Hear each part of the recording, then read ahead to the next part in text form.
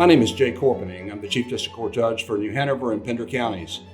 I'm excited about this new partnership between the Administrative Office of the Courts and Juvenile Justice to bring this series of videos to you.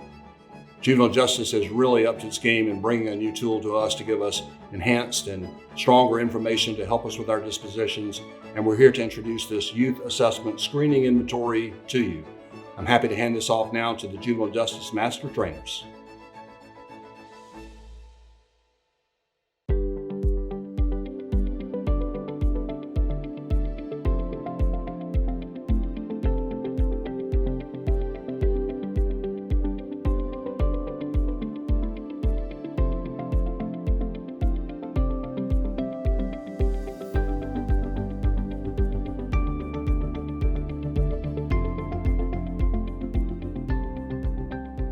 On the Benchcard, you'll first notice a short introduction to YASI in North Carolina.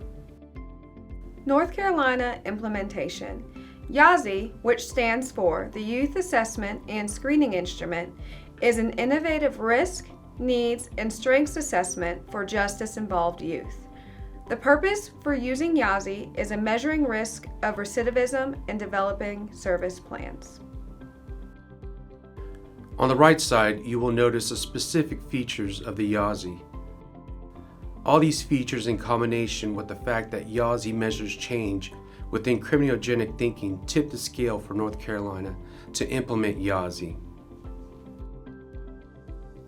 These YASI features include the following: assesses for strengths, gender responsive, identifies trauma, adverse child experiences, responds to risk, needs, responsivity utilizing motivational interviewing.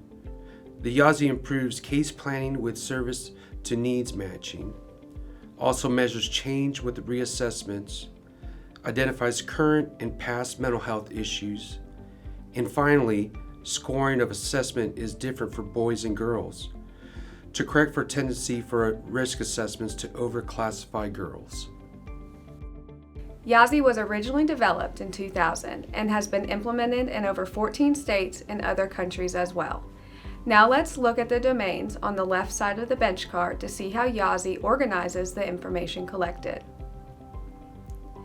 Please be aware that in North Carolina, we modified the YASI tool to include 2 additional domains, basic needs and physical health.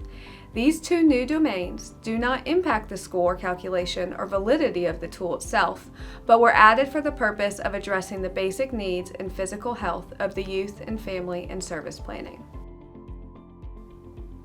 There are a total of 12 domains, but only 11 are used for service planning.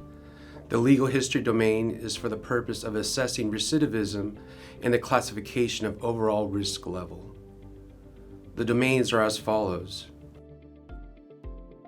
The 12 domains in the YASI include legal history, family, basic needs, school, community and peers, alcohol and drugs, mental health, physical health, aggression, violence, attitudes, adaptive skills, and lastly, employment and free time.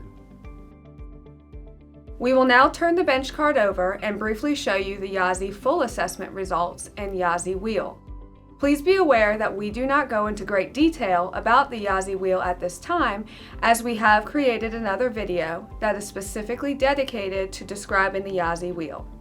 The YASI wheel is a visual representation of the results of the full assessment. The wheel shows the juvenile's overall risk, needs, strengths, and the YASI's Trauma Index score. Before you on the screen is the overall pre-screen risk, static risk, needs, strengths, and the YASI Trauma Index. On the right side is the wheel itself, which shows a juvenile's level, low, moderate, high, of needs and strengths within the specific domains. You'll also note the presence of flags. Flags signify an area to pay special attention to. In the next video, we will review a specific use YASI wheel, which represents the full assessment results. Below the wheel is the legend for the YASI wheel that will fully describe each item and help you in interpreting the YASI full assessment results for each child/juvenile. This legend breaks down each piece of the YASI wheel and will fully describe the pre-screen risk, static risk, needs, strengths, and YASI trauma index. In our next video, we will be showcasing the YASI full assessment, as we have referred to it today, the YASI wheel.